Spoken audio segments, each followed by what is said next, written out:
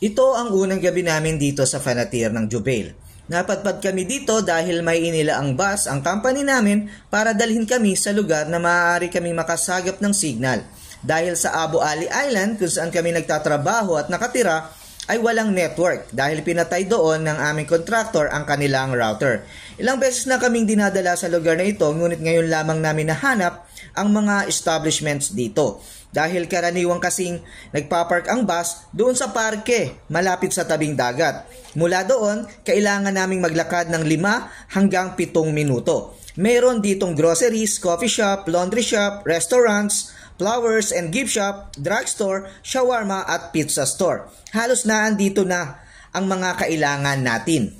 Napadaan na rin kami sa isang coffee shop at shawarma store dahil sa gutom at di pa kami naghahapunan. Bumili lamang kami ng shawarma at donut pangpawi sa kumakalam na sikmura.